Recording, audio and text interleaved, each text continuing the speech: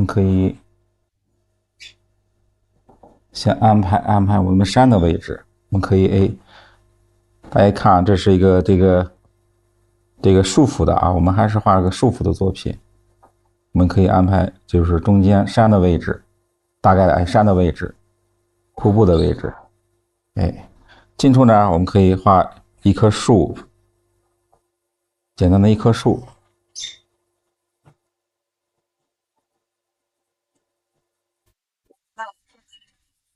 嗯，这个，嗯，对。我们运用的毛笔啊，一个是小楷的，因为我们画的作品都是小的作品啊，都是小品。然后我们画大号的时候，我们可以再画大一点，大楷呀、中楷呀都可以。现在我们主要的画的是小品，所以说用的就是说以小楷、中楷为主。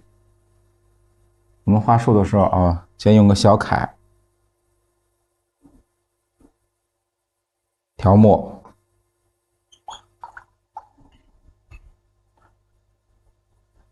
啊。我们开始讲的还是以先调墨为主啊，然后可以勾前面的树。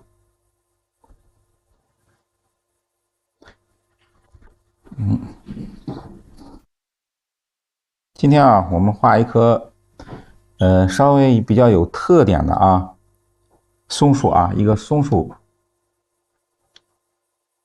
以松树瀑布云海为主的啊，比较简单的一个啊。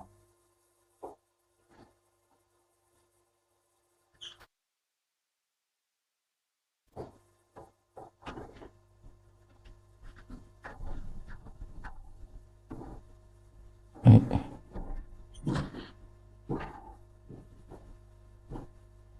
画一个简单的松树啊。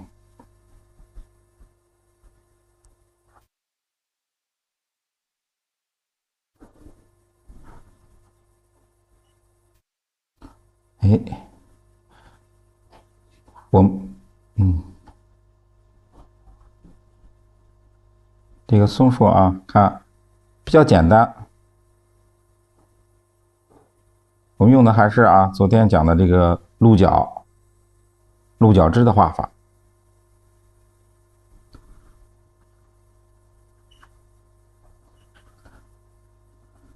其实这个我们这个画的现代画比较简单的，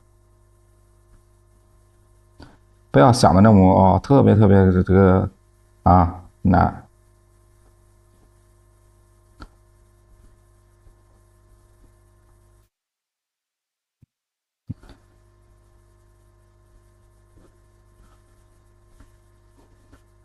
这就是一棵树干，然后呢哎勾两组小的松枝。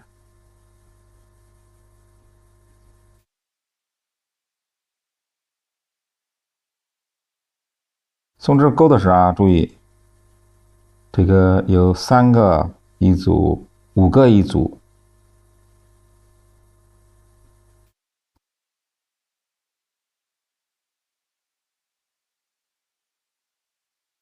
这是一种勾是吧？这是一种勾的方法。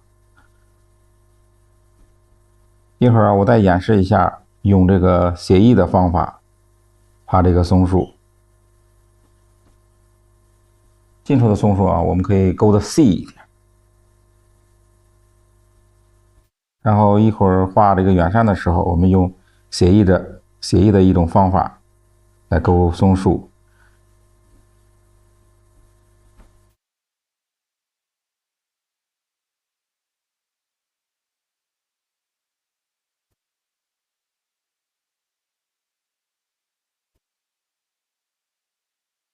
这是一株，这就是一棵松树，代表了近处的一棵啊，近处的松树。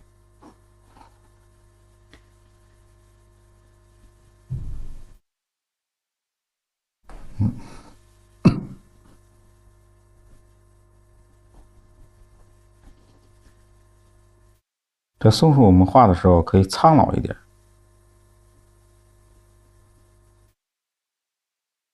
这是松树。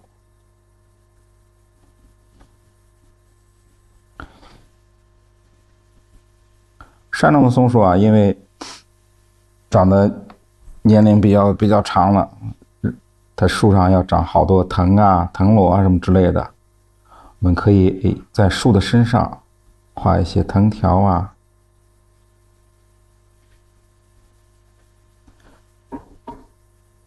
这就是近处的一棵松树。然后我们要换大一点的，就是中楷或者大楷的毛笔。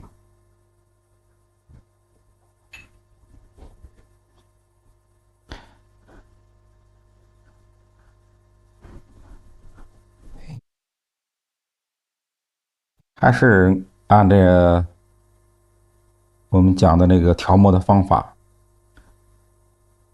不要乱，要按这个顺序一遍一遍的调。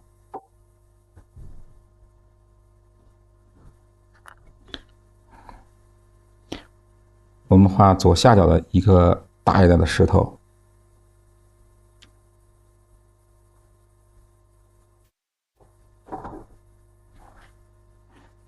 画石头的时候啊，我们用笔一定要肯定。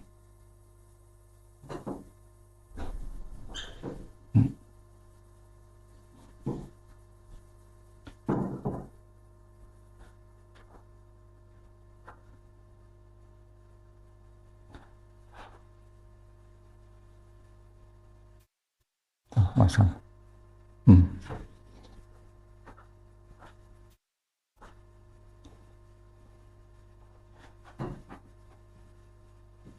看啊，我们画的时候，这个浓淡墨的变化，线条的变化，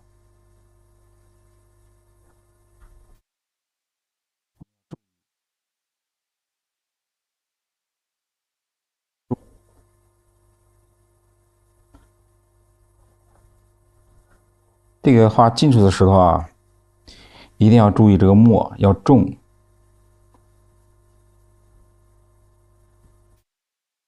它因为是这个画面最近的，离我们最近的一个景啊，一个更近的一个景。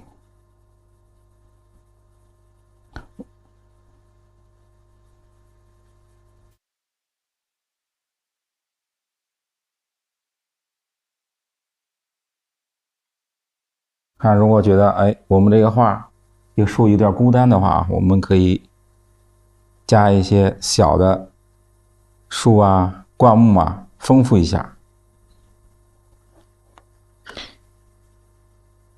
比如说，画一些夹叶儿、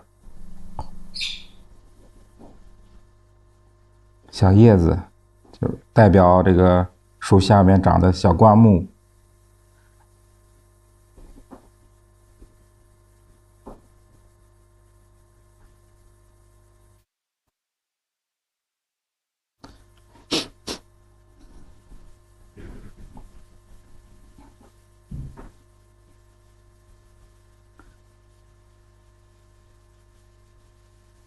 还有小的树枝，就是说下面一丛一丛的小灌木都可以丰富一下这个画面。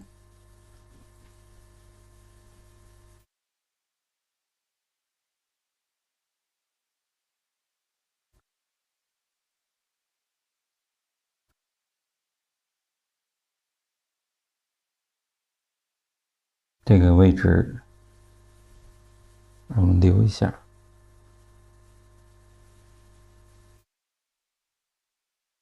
也可以画画一组，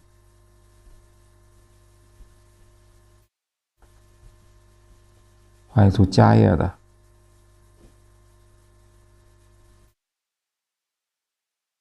对，夹叶就是说一个或这个与这个平常的我们画的点叶啊，或者单色的一个树一个区分。因为我们中国画就分着这个点叶树啊、夹叶树啊，就是树的一种代表。就是说我们画这个，枫叶呀，或者是山中的红叶呀，就用这种夹叶的方法代替来表现嘛，就是，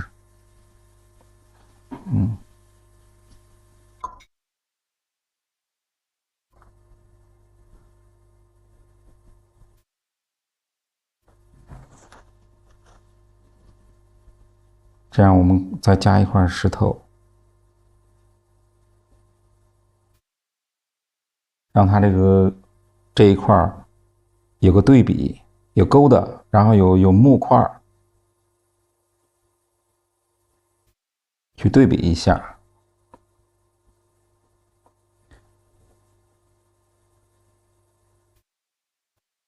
下面我们再画近景，这是近景，然后画中景。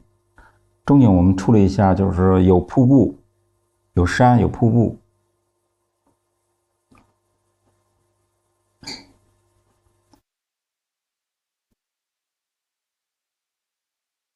先画前面的石头，这是一组瀑布。我们瀑布一般都是流，现代画的瀑布都是流出来，就是流出白，代表瀑布。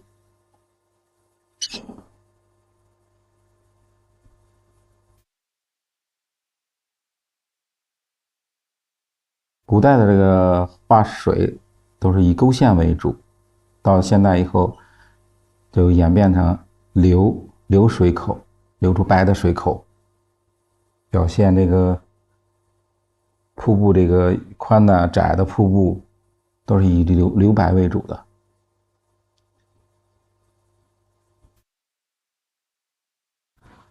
这个瀑布，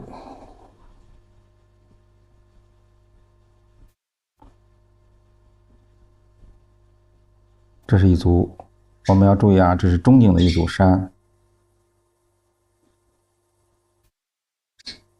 从山顶开始画，山顶一层一层，哎，这是山顶的部分。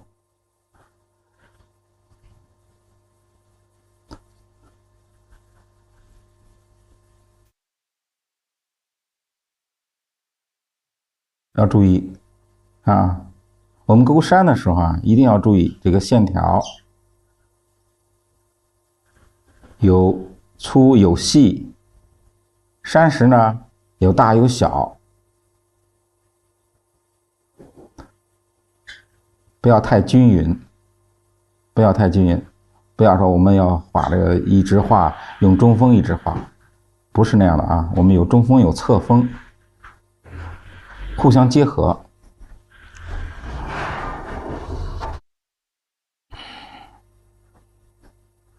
看我们山石也是啊，看我们画这一块，这块山石就是大的，哎，后边呢就是小的，这也是后边是小的。然后呢，我们再画的时候啊，后边这一块就要画大的，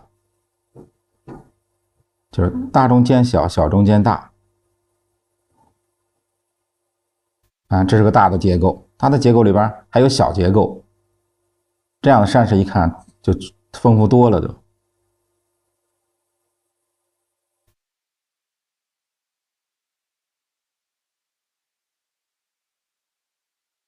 看我们画的时候，这个毛笔呢，以中锋、侧锋、中锋、侧锋，一直在中变化。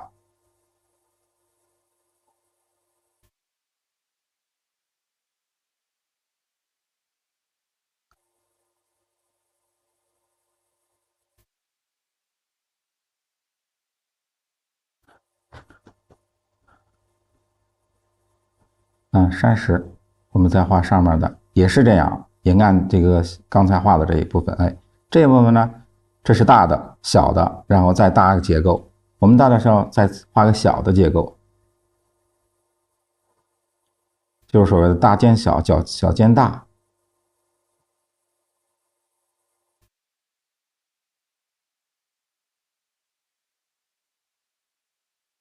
靠近水口的部分呢，我们要画的稍微深一点，这样拖出的瀑布会更加亮、更白。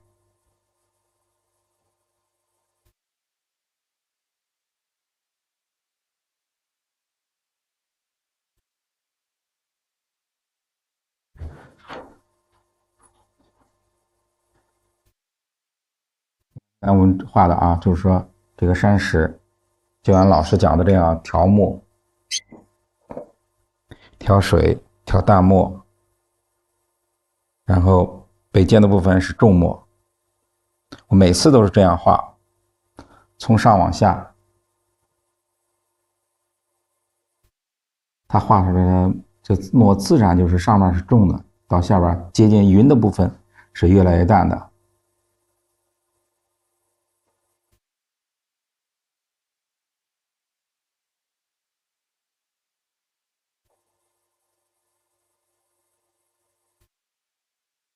我们流水口的时候要注意，它要有层次的，就是不是说我们画瀑布，就是直着水就流下来了，它要有几个叠层的部分。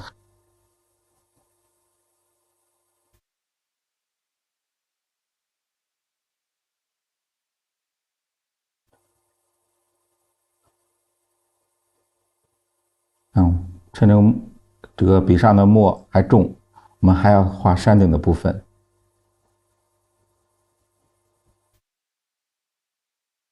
这是个结构，哎，就是这个大的结构、小结构，然后再大结构。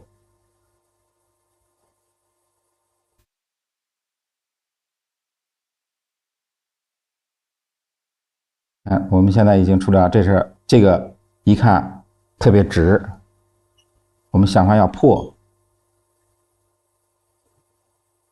用一个结构去破它。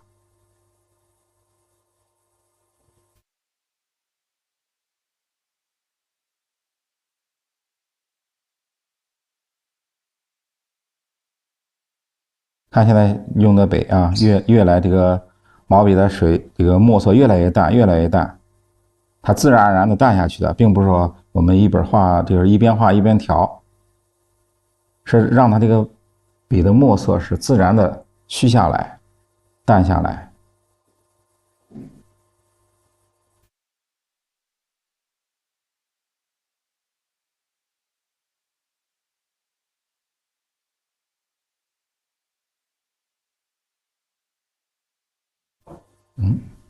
就是靠近现在我们这个虚的部分，就是靠近云的部分，我们要把它处理成云。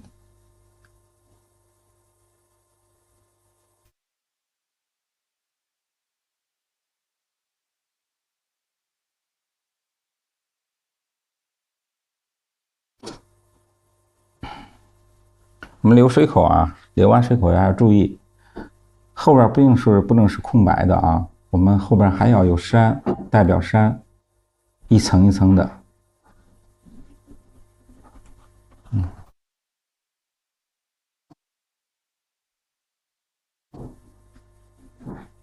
看这个山的部分，我们水呢，基本上都是说各个山呢，这个汇集到一块儿，从最高的部分流下来。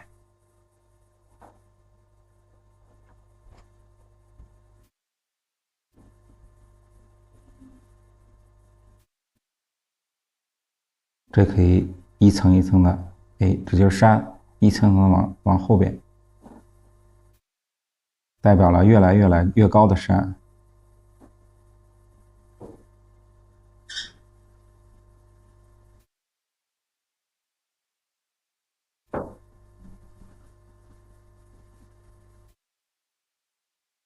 到远山山呢，我们可以处理成特别淡的墨，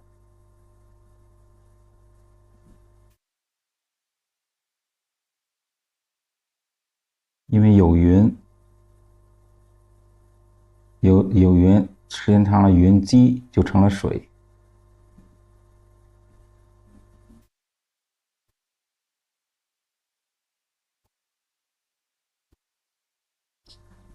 因为接近水口的位置啊，这个湿气大，我们可以把它处理成雾。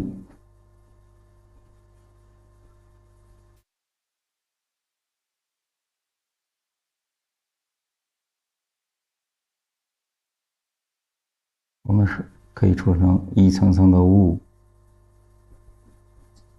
表现的水雾弥漫的感觉。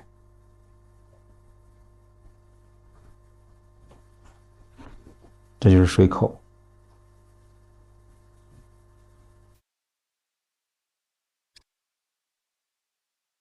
我们画完了以后，看一下，就是说这个墨色啊，左下角是最重的，然后中景是稍微淡一点的，我们要这么一层一层的去处理。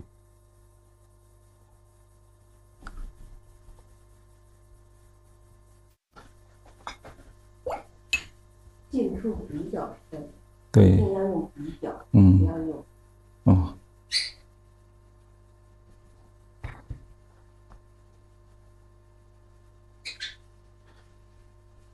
看我们调这个，现在调的墨是画远山的啊。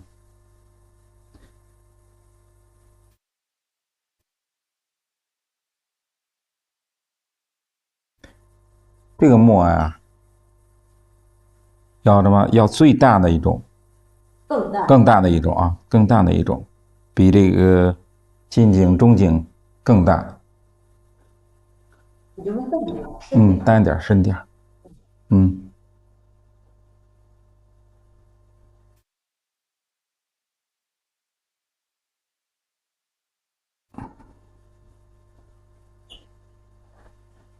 因为画远山不用交代的那么清楚，我们可以用这个拖笔的方法画远山。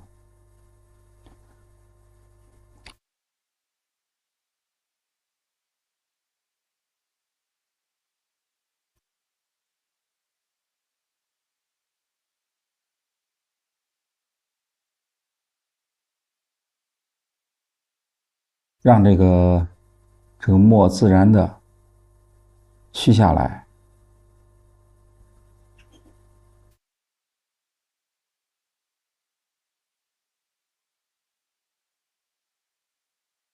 不用画很多啊，不用画很多。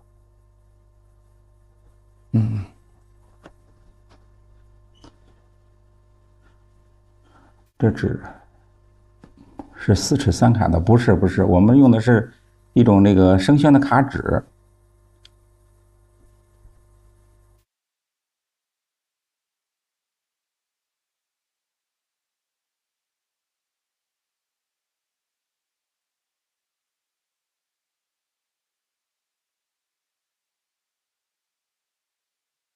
现在我们看啊，处理这个远山，还有这云，都是用淡墨去处理的。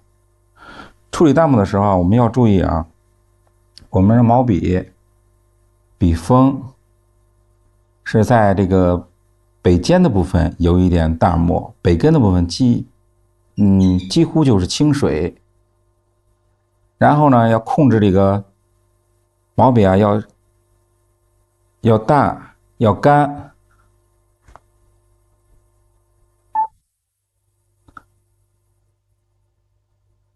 让云有个势往下走的势。因为大家看一下，我们这个整幅画的山的走势和云的走势要有一个对称，要有一个走向。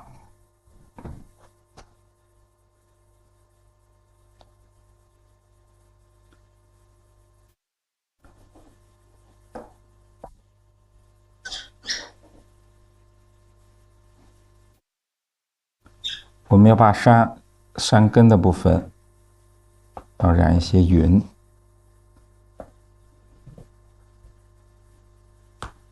染云我们都是刚才讲了，都是用淡墨去虚下来，把这个山根的部分要虚下来。看，现在我们看啊，这个云的走向，这山的走向，然后这云的走向。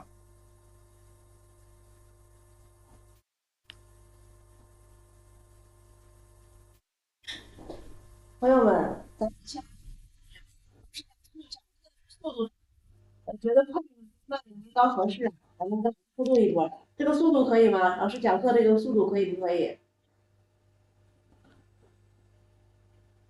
对，因为我们有一些朋友是新到直播间的啊，听老师讲课，这个速度大家能不能跟上？话肯定是跟不上，因为咱们这个刚刚开始接触，有些零基础的，话是肯定跟不上的。咱们要先听老师讲啊，老师会在直播间给大家去分享一些基础的一些知识。那刚才的朋友别忘了点关注加个粉丝灯牌啊，朋友们。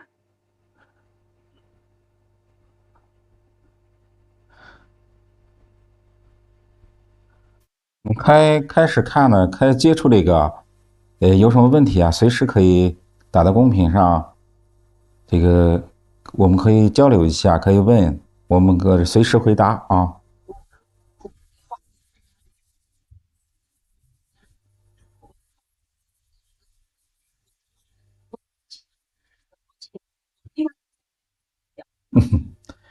可以啊，我们要用那个，记住啊，调墨的时候，我们先把毛笔这个清洗干净啊，大家看一下啊，现在毛笔清理的特别干净，就是说几乎都是清水。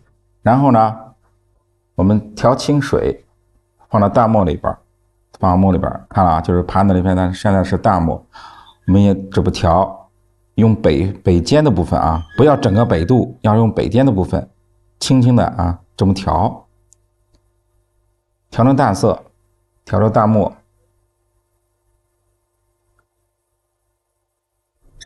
调淡墨以后，我们在北尖的部分稍微沾一点浓一点的墨，看啊，其实跟我们画花的时候颜色是差不多一样的，对对边画边这个笔尖的突破用完，就是由深到淡的这个变化就出来了。对，看我们一下，现在北尖的部分是最重的，更重的啊，更重的，北度的部分是淡的，然后北根的部分就是清水。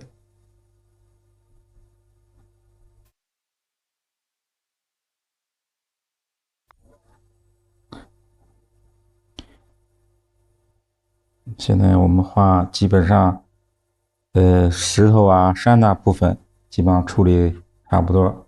我们画一下瀑布啊，大家看一下这瀑布怎么处理啊？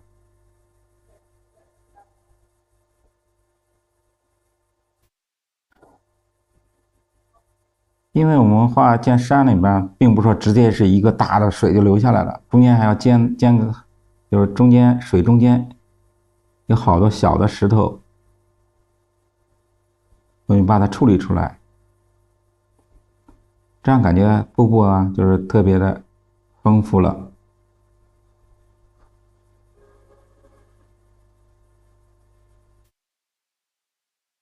然后还有瀑布里面的一点小的石头、大的石头，不要画那个石头画的特别均匀啊，一定有大有小，有大有小，这样我们的水才能活起来，才能流动起来。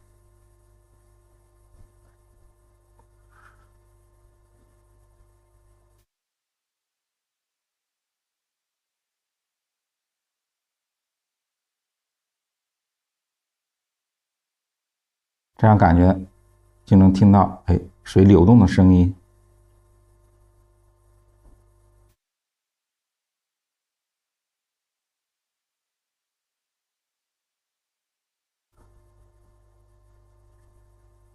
远处的石头可以画的稍微暗一点。这是完成了瀑布的部分。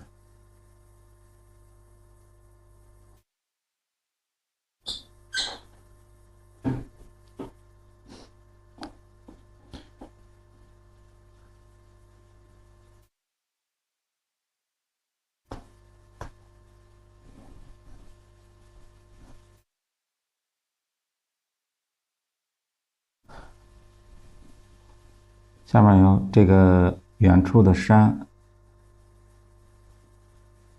我们可以再丰富一些。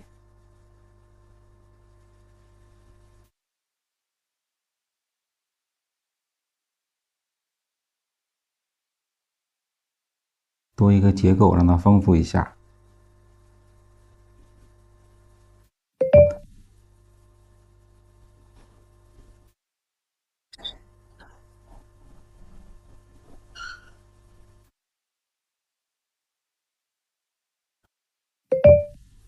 这是基本上这个画面就处理的，这最基本的处理完了。基本的。嗯。为了让这个画面更丰富一些，我们可以加一些点景的东西。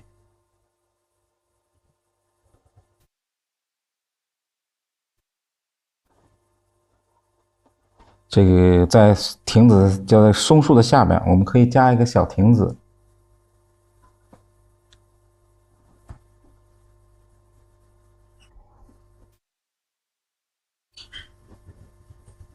这是个小亭子，就在松树的下面。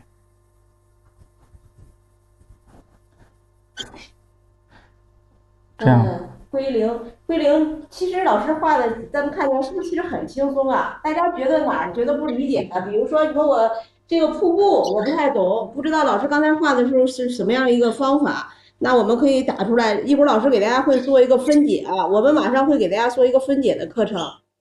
啊，咱们现在朋友们觉得哪一块想让老师给大家去单独讲讲的，打在咱们的公屏上，是石头还是瀑布还是我们的树啊？老师给大家去做分解，你们现在打在公屏上，咱们朋友们想了解哪一块，咱们做公屏，老师给大家来分解讲一下。对，那其实画起来很轻松的，就是我们因为画山水，尤其是画山水，它是有方法。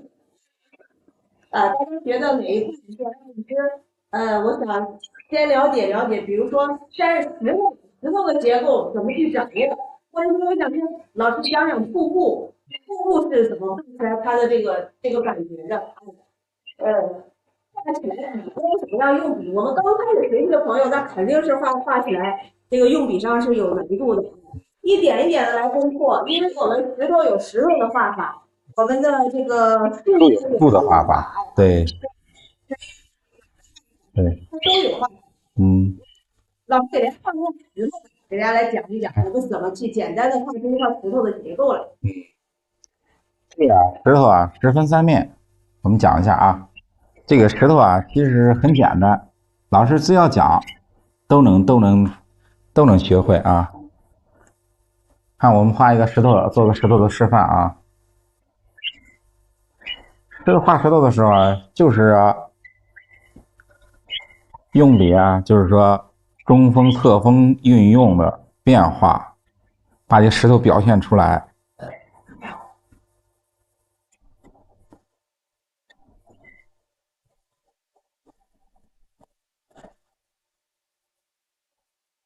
啊，我现在调好墨了啊，看大家看一下啊，我调墨，哎，调好了。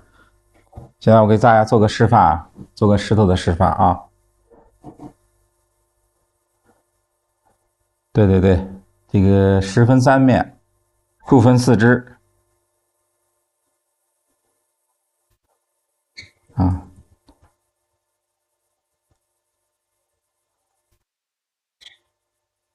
石头是从左开始下笔，从左到右。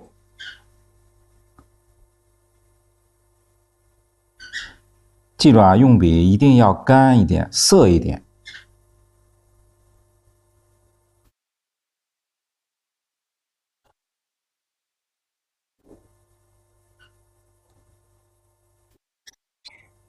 大家看一下啊，这是石头，就这么简单。笔干一点，对，涩一点，对，对，看我都已经开叉了，对，一定要注意啊，看，这是中锋，这从左向右，哎，特别简单，特别简单，就这个石头就出来了，两三笔石头就出来了，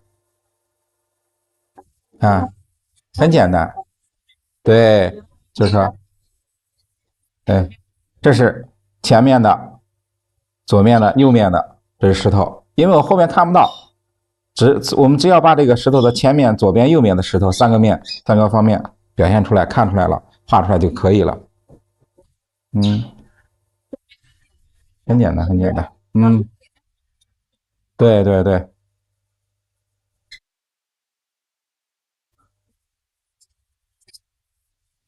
对，嗯，对，我们这是一块石头，我们想要再加一块石头，可以看啊，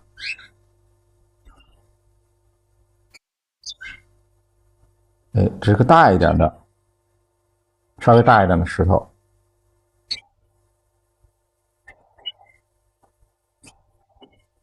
哎，这是稍微大一点的石头，可以再画个小一点的石头。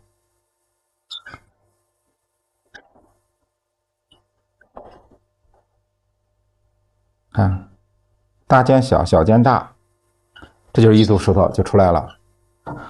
你看，对几个石头就出来了。对对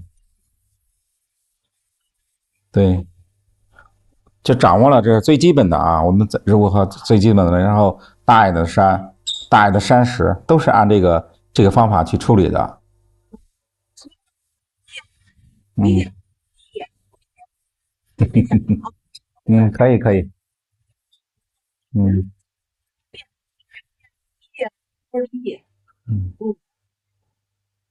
理解了，理解了，就继续再分享我们刚才咱们没法的那张作品了。如果有朋友说还是没理解了，就再去讲一遍。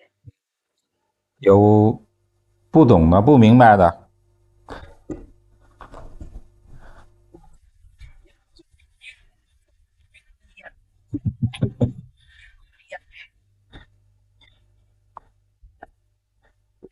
石头山不管是再高的山峰啊，其实呢，我们都是由这个小石头、小石块去组成的，对不对？嗯啊，理解了是不是？一个石头的三面，对，石分三面啊。对，那刚才老师就给大家讲了石头了，那我们就去了啊。大家还有问题的话扣公屏，老师再给大家去做拆解，好不好？怎么画云？一会儿老师现在对对，嗯，现在我们把前面的石头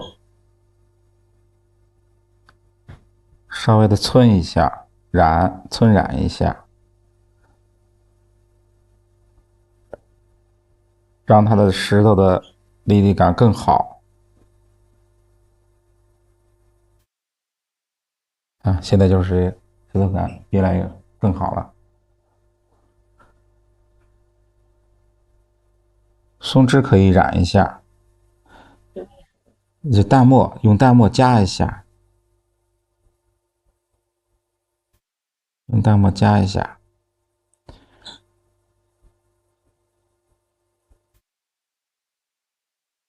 其实这个小的这个山水画其实挺简单的，我们就是用心的学，自己成品出来挺漂亮的，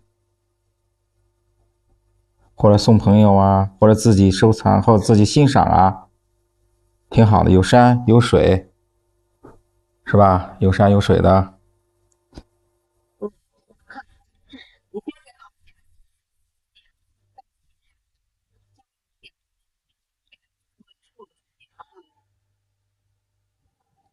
谢谢天津杏娘送出的粉丝灯牌，感谢大家啊！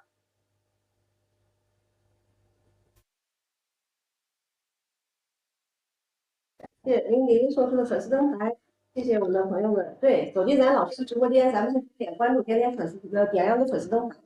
我们是一个分享中国画的一个直播间，上午是咱们的7点钟左右，是咱们的王素华老师，与大家分享我们的花鸟绘画啊。下午2点钟左右是我们王武平老师给大家来进行咱们山水的绘画的分享。喜欢国画的朋友都别忘了点上个关注，然后也可以加入粉丝团里面，这样一开播就有开播的一个提醒了啊，朋友们。对，你看老师是边给大家去完成一幅小品作品，边给大家去进行一些基础的拆解。大家呢就是在直播间呢不用跟老师画，因为跟的话咱们跟不上。老师画了几十年了，老师画的还比较快啊。我们在直播间呢，一个是看老师的用笔，然后呢，老师给大家在绘画的过程中呢，也会给大家去讲一些基础的一些技法，包括我们的这个墨啊，刚才给大家去讲了墨怎样去调，然后我们的浓淡墨怎样去应用。也给大家刚才拆解了我们石头的画法啊，十分三面，我们来说怎么画出来一个石头，它的一个立体的一个效果。我们刚才也有朋友说了，想看画树，我看看就这一个朋友想看画树吗？还有没有朋友还有要看老师去做树木的拆解的？如果有的话，扣公屏啊，咱们一会儿看看老师把墨稿画完了，时间如果充裕的话，咱们再给大家去拆解一个基础的基础的。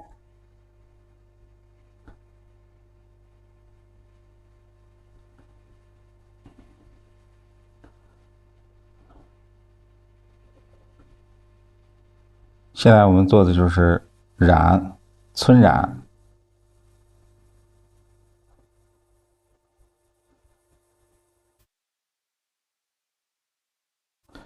这样的结构更丰富了，这个山的结构更丰富了。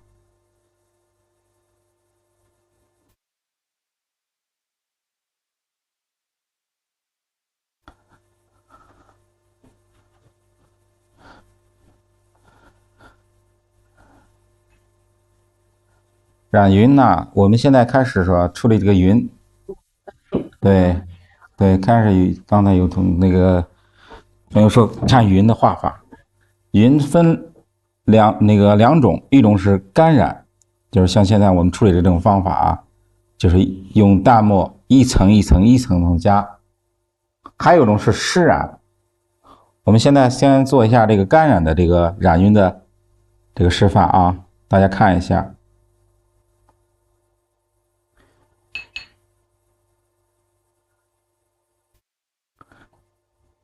看一下啊，调着淡墨，水分一定要足。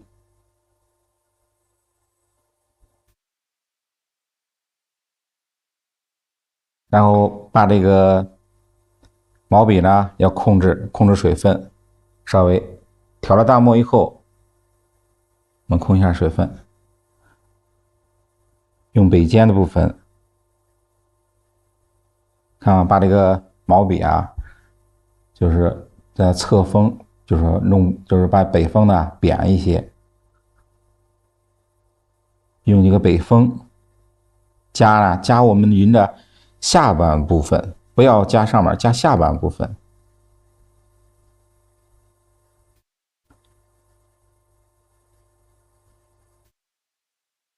一定要想象的云的走向啊，它不是直的啊，大家一定要注意，这个云不是直的，它有个波动的变化啊。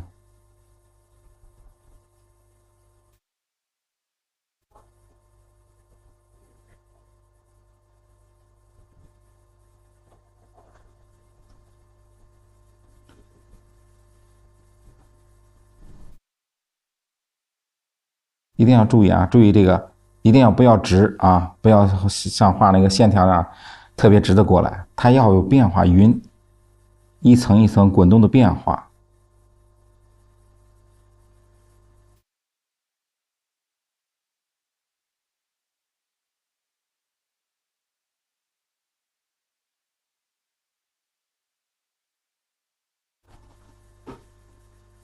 到这个云尖的部分，就是说最虚的部分越来越虚，越来越虚。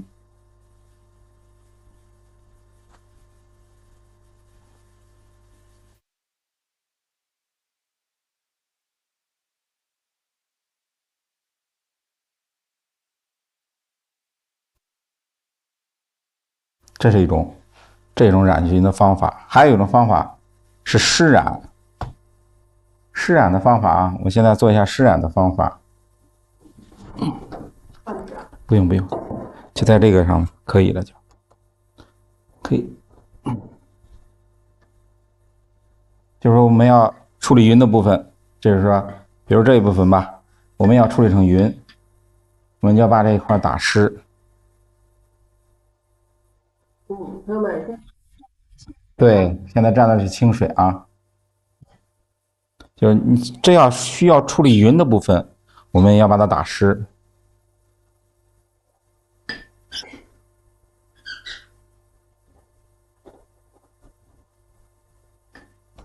用清水轻轻的把这一块打湿，因为我们用的是生宣，不是熟宣，不能分染。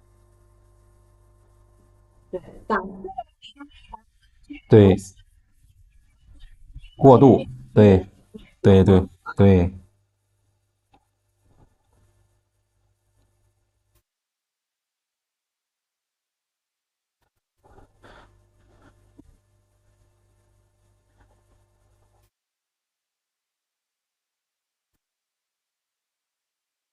现在我们这一部分是要处理成云的部分，现在我们湿了，就是把它打湿了。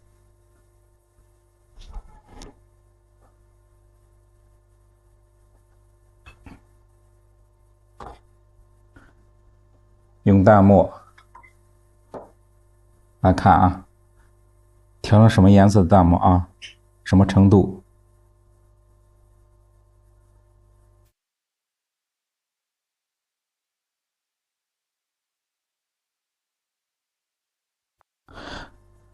处理云，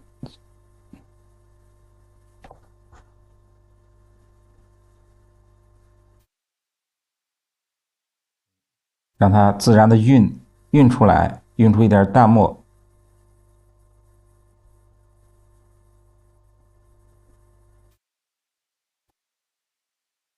这一部分也是云。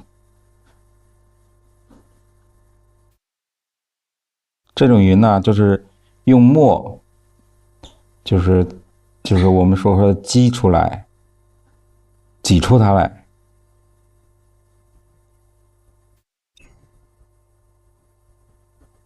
大家看一下啊，这种墨不要太重啊，注意啊，这个墨不要太重，一定要淡淡的上。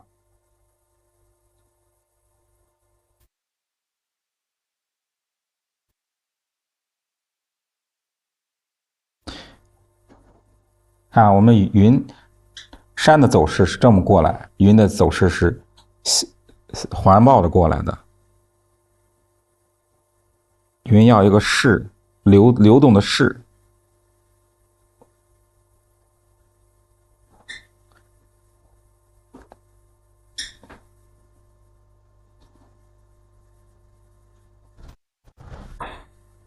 还要注意啊，你调墨的时候一定要注意染云的时候一定要淡。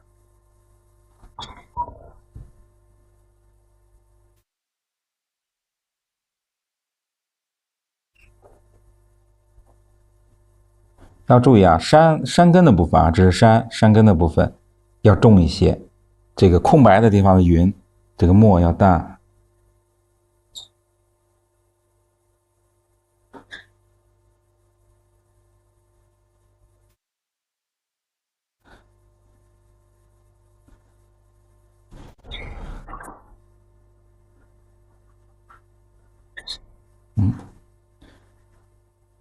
看我们的云基本上出来了，对，云海出来了。然后呢，第二步我们要用清水啊，注意啊，一定要用清水，把这个我们刚才上淡墨的云的上半部分让它虚出来，就和我们分染一样啊，就和我们分染一样，一点一点的把它云虚出来。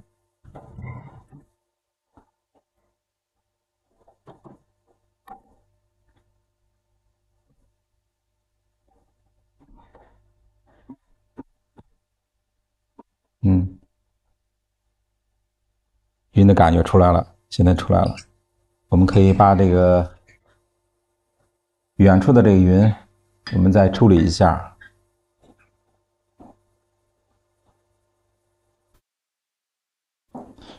有的画家喜欢用干染，有的喜欢用湿染。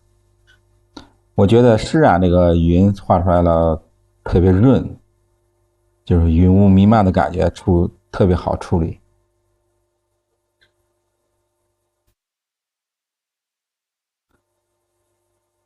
我们现在是清水啊，注意啊，大家看一下，都是清水。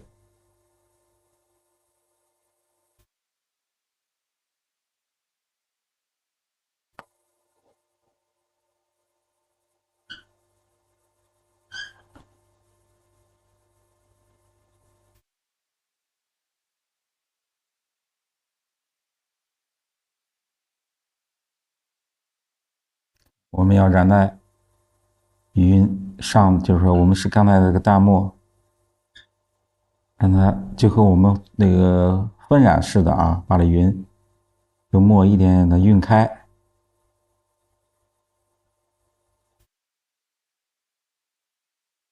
一点的晕开的，然后就是这个其实是流的白，我们是云。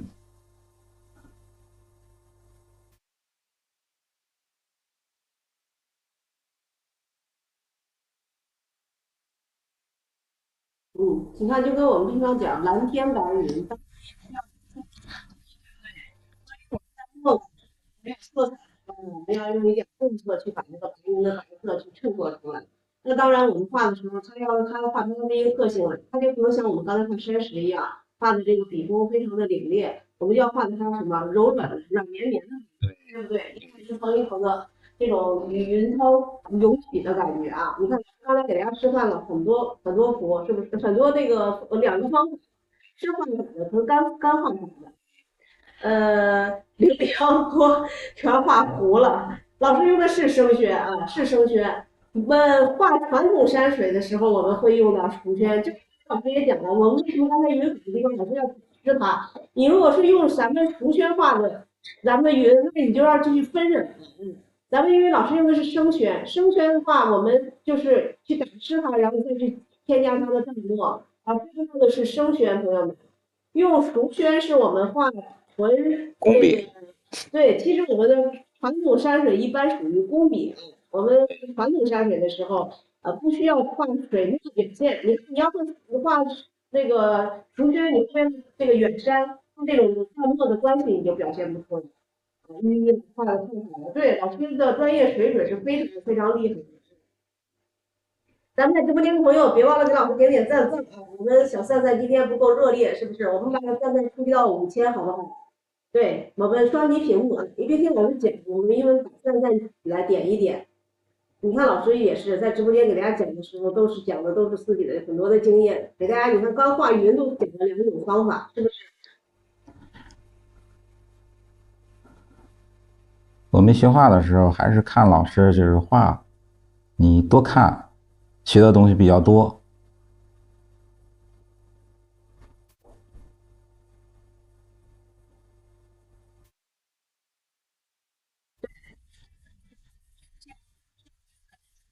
这个跟画啊，因为画可能画不了那么快。再一个就是老师讲的话，我们这个一听老师，你要是边画的话，讲的很多内容可能就会忽略掉。那属于杂技类的应该啊，因为我们的中国画，我们经常说嘛，笔墨纸砚，我们首先就是毛笔，是不是？那胳膊呀、手指头啊、脚趾头啊、头发呀，那都属于，那就都属于这个对，江湖了。属于这个杂技类的表演了啊，咱就不属于中国画了。绘画的话，我们中国画还是笔墨纸砚，这是一件文人雅士，对不对？你看我们所熟知的一些这个大画家，他肯定不会用手指啊、手臂啊、用脸去画画的。嗯，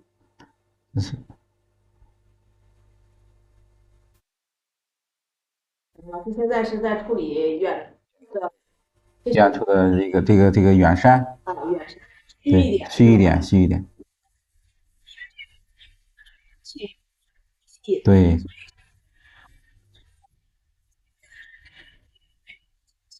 嗯嗯，处理虚一点，嗯。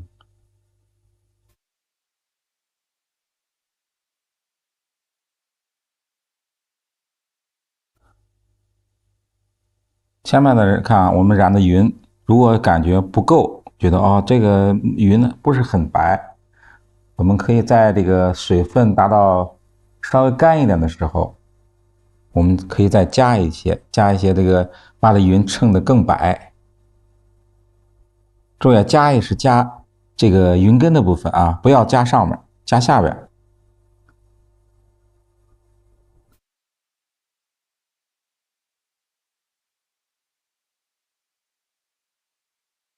就加到云的下边，就是我们要想积云呐、把它的云衬得更白的话啊，我们的墨稍微可以重一点，这样呢，我们的云呢就更白了。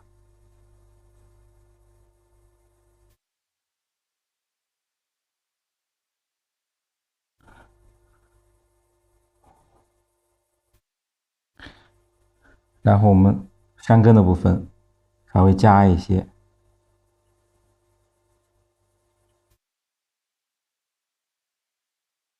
多加一些，让这个山沿着云，云拥着山，这种感觉就出来了。画云刚才老师是了的啊，可能对对对，嗯嗯，今天讲了2种方法，我都做了示范啊。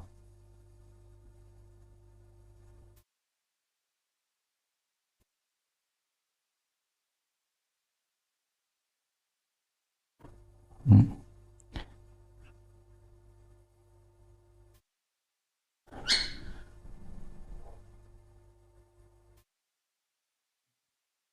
可以了。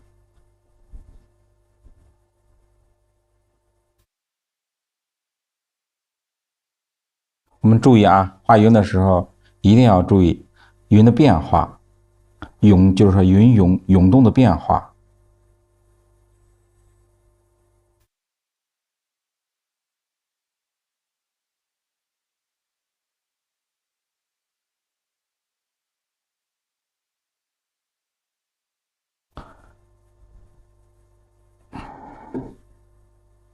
大家看一下水啊，这个水我们也要稍微的加一些淡墨，分染一下。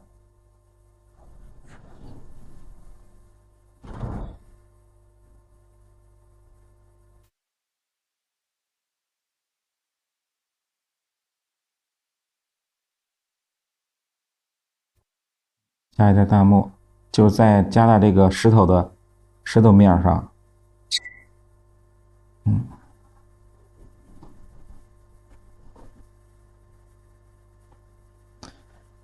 这个水汽就出来了。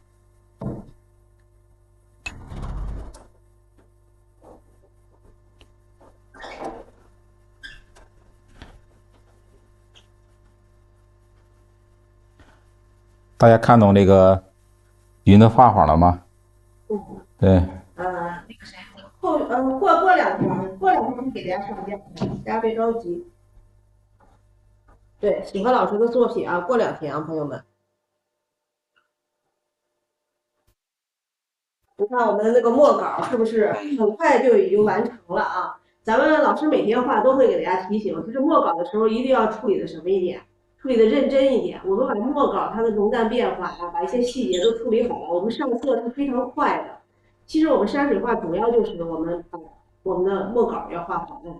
染云，咱们一老妈咱老同学问说染云用侧锋吗？用。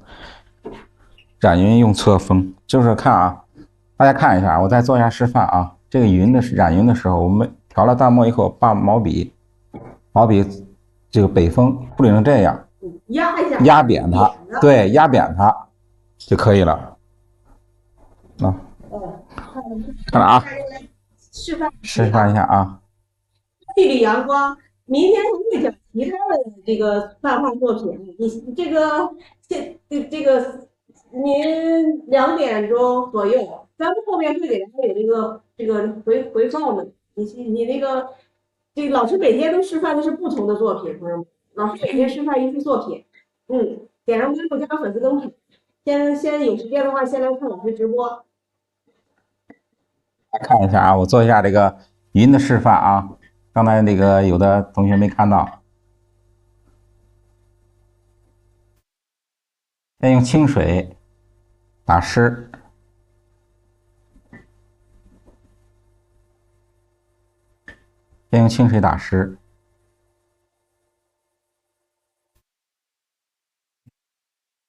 然后呢调大墨，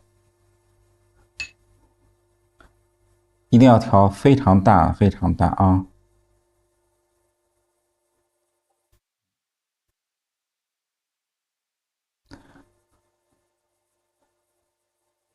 然后呢，看着啊，大家看一下压扁的北风，就是说笔锋把它压扁，用侧锋。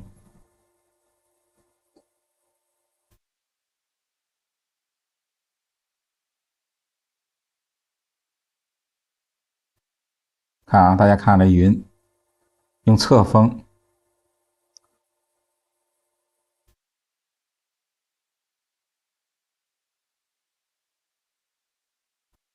北风都是扁的，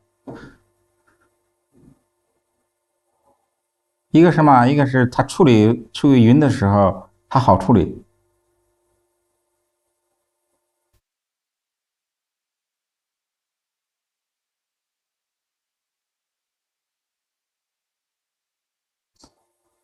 啊。然后呢，我们在这个清水蘸清水，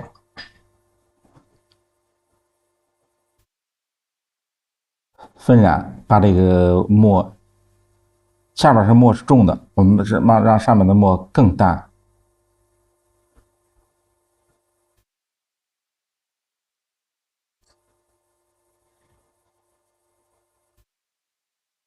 啊，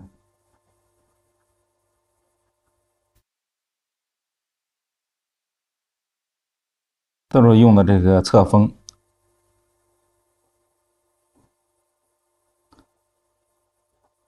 这云就出来了。对，这是诗的画法。嗯，对，后续老师其他的作品里边肯定还会再出现云的啊。谢谢大家送出的小爱心。对，咱们手机直播间的朋友，点个关注，加个粉丝灯牌。老师呢，给大家讲的都是一些干货知识，真的是啊。这个喜欢山水画的朋友，从老师这你可以学习到很多的技法，对你以后自己去画咱们的山水画是特别有帮助的。手机直播间的朋友，点上关注加粉丝灯牌，这样我们下一次开播容易找到我们的直播间啊。远山的话，老师后面再去给大家去做示范啊。咱们今天呢，还是先把这一张作品给大家去完成。我们今天来买的朋友没有看到前面老师从这个一张纸到这张墨稿完成的朋友，别忘了点上关注，加上一个粉丝灯牌，这样我们一开播您就有一个开播的推送和提醒了。嗯，云的上面对是用清水去走了一遍，是的啊。就好像我们分染似的啊，把这云，就是我们这个墨，把它晕开，自然的晕开。嗯，可以可以。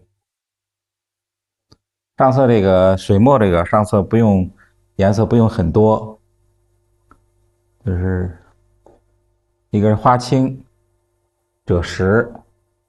我们那个山水画用的最多的就是两个颜色，就是赭石和花青。嗯，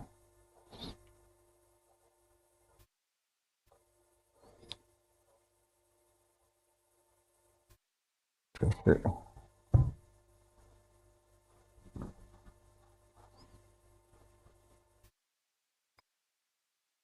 花青。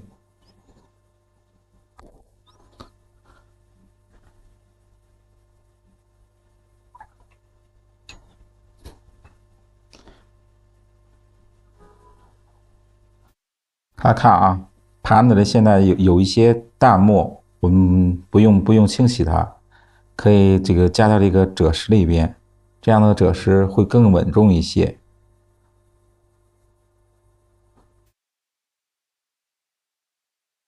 我们赭石用到什么部分呢？一个是树干部分，一个是山石的招光部分。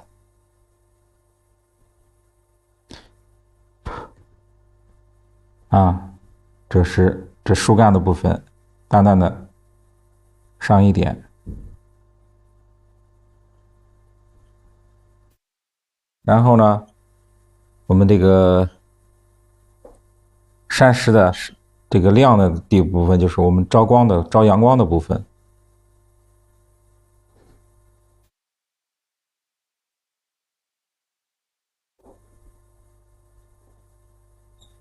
可以上一点赭石。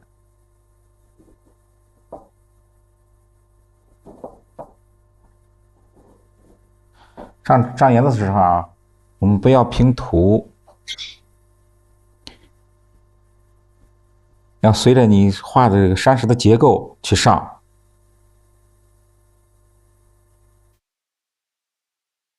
这是山石亮的部分啊，山石亮的部分，这是赭石。暗的部分呢，我们上一点花青加淡墨。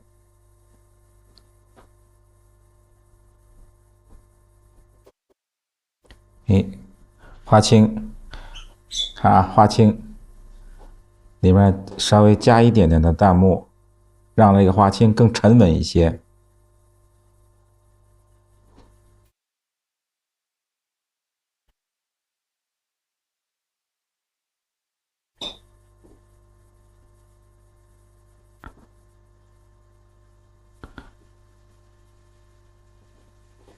哎，更沉稳一些。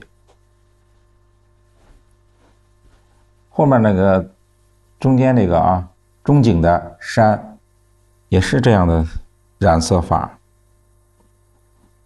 这是最亮的部分，这是我们感觉啊，山是最亮的部分，对，更亮的。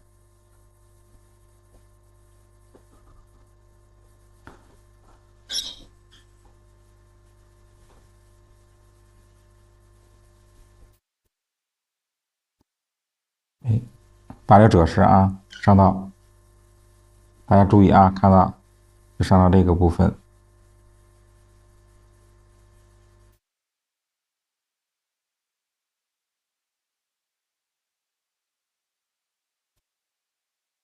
上这个部分，日根感觉啊，光线照过来，哎，这是照到照光的部分，是暖的。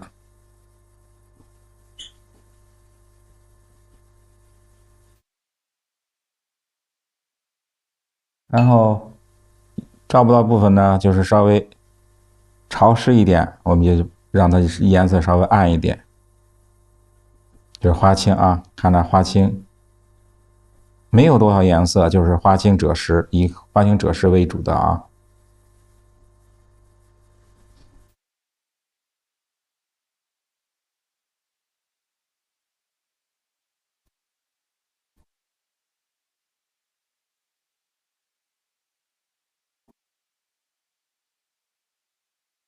花青山暗的部分啊，我们山暗的部分都要稍微上一点花青。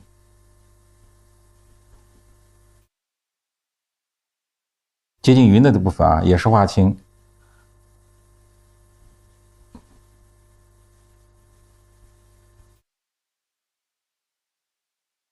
上颜色的时候啊，我们这个毛笔啊，水分一定要大一点，不要太干啊，太干了，然后颜色不容易融合。看这个颜色湿的时候，它的颜色有个过渡，就自然的赭石和花青有个过渡。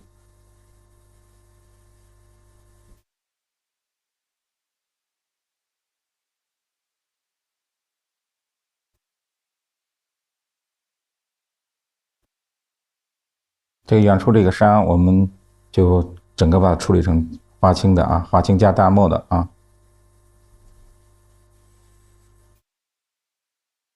颜色不用太多。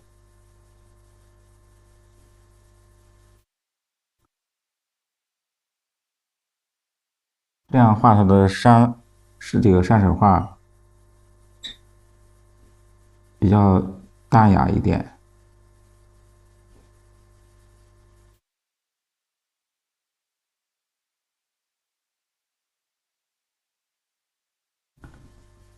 啊，这就是水口的部分，我们把它按下来，用花青加淡墨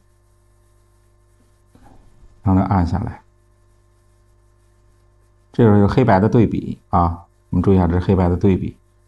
这样呢，两面的山按下去了，我们这个瀑布啊，这水口啊就亮起来了。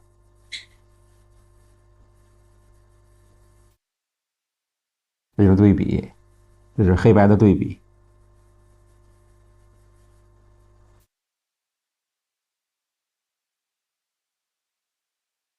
我们水呢也要上一点颜色，也是用花青，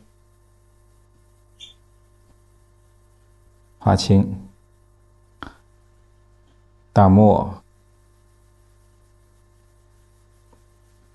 稍微染一下，哎，染一下这个水中的石头。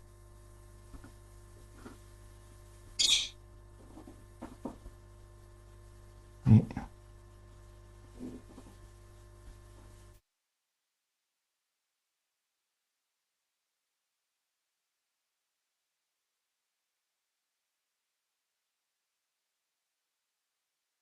水就出来了。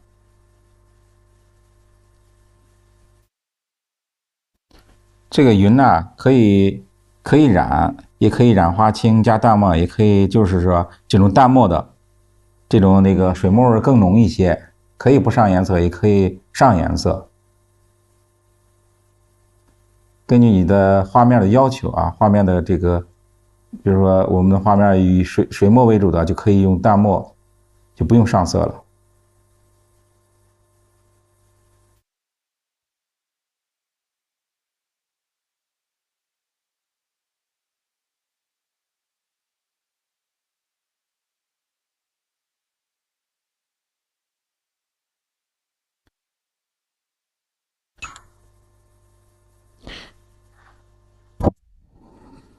这个是松枝的部分啊，也是用花青。我们看啊，整个画面啊，整个画面就是以赭石花青为主的。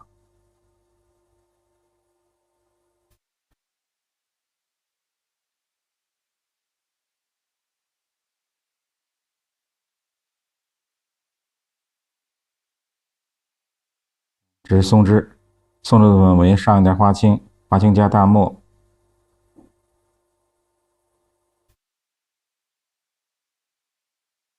不要太重，就淡淡的上一丝就行。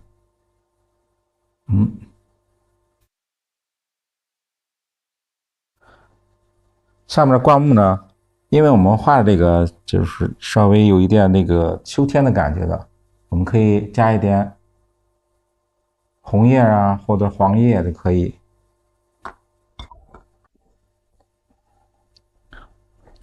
有些朋友可能今天来到直播间来的比较晚啊，大家可以点个关注，加个粉丝灯牌。咱们上午7点钟的是咱们王淑华老师的花鸟这个直播时间，下午2点钟左右呢是我们的王伟平老师的这个山水直播时间啊。大家点上关注，点亮一个粉丝灯牌，可以进入我们的粉丝群里。这样一开播，不管我们哪个时间段开播，我们都能收到一个开播的提醒啊。直播间会与大家分享多位老师的一个直播的一个这个内容。点个关注，加个粉丝灯牌，这样在哪个时间段咱们有直播，您都可以收到一个直播的提醒的啊。老师现在用到的是什么颜色？现在用的是朱标，对，朱标色，对，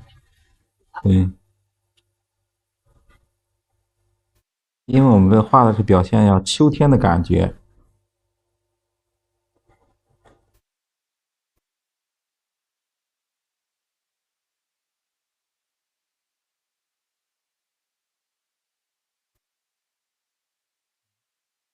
然后朱标，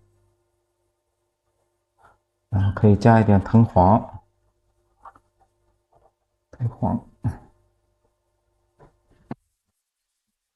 啊，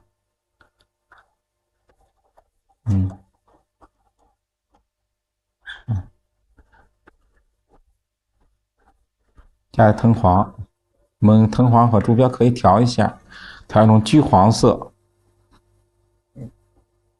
这个叶子一个是这个长叶的，一种是圆叶，我们要区分一下啊。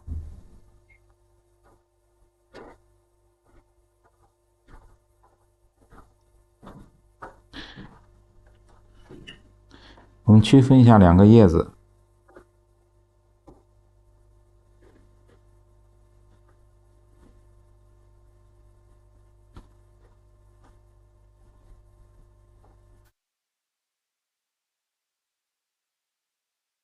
这可以了。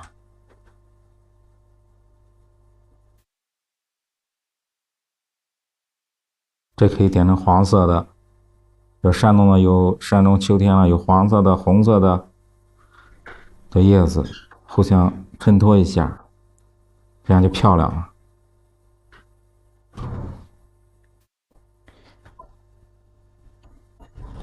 这个亭子我们用赭石复勾一下就可以了。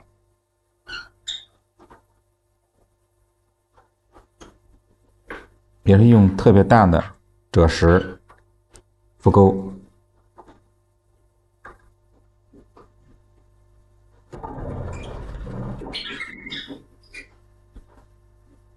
复勾一下，不要重啊，这赭石不要重，要淡淡的复勾一下就可以了。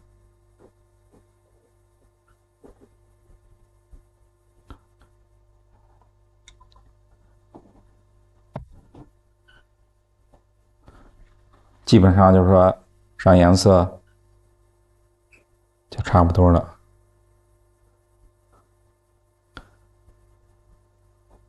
大家感觉颜色不够的话啊，看现在上到这种程度，如果颜色不够的话，因为我们上的第一遍颜色不是很重，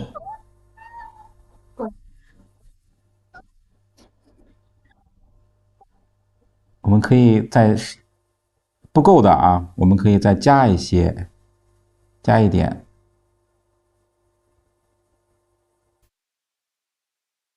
可以再加一点。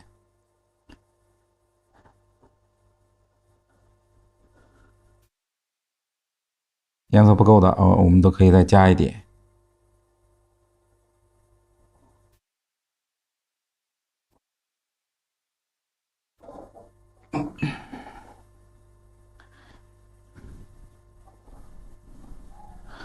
如果颜色感觉单调的话啊，可以稍微加一点花青、藤黄调的一种深，就是说草绿、深草绿啊。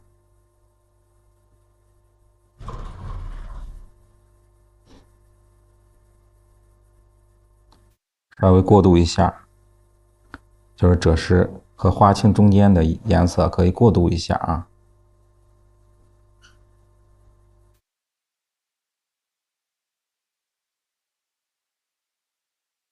这样的画面呢更丰富一些。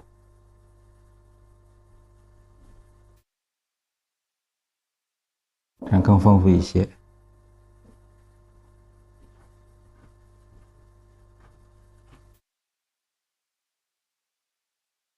兄弟，对，咱们是可以的啊。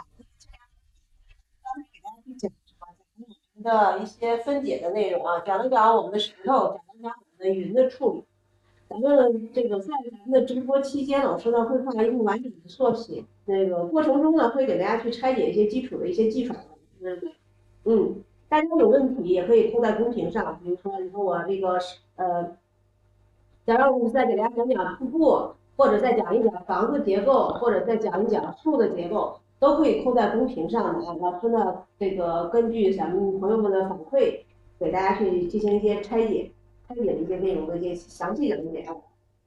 真漂亮。对，老师画的作品是非常非常漂亮的。你画的对树是不是？树其实啊，树法啊，在咱们山水画里面，它也是一个大分类，因为树它有很多啊。你看刚才我们也想讲了，今天给大家画了有什么？画了松树，还有我们的什么？还有我们的夹叶树，对不对？我们树其实它有很多很多的这个树法。你看我们的树，咱们去看我们很多离奇的作品里边，我们的树叶的表现。有点状的、点的，然后有画圈圈的，有画成三角状的，是不是？还有我们松针的表现，它有很多术法。咱们后续老师在每一张作品里面，它因为有不同的术种啊，到时候也会给大家去进行很多的拆解内容的。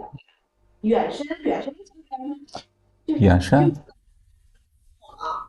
对对对，远山的就是说全是大墨，不要太重了，水分稍微足一些，画远山。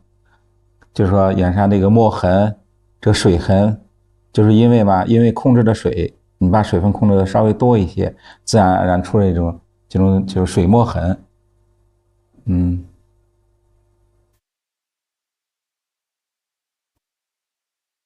就可以。基本上要是我们要画水墨的话，基本上这个颜色色调就可以了，不要上得太重，淡淡的上一遍颜色。整体来说还是以水墨为主的。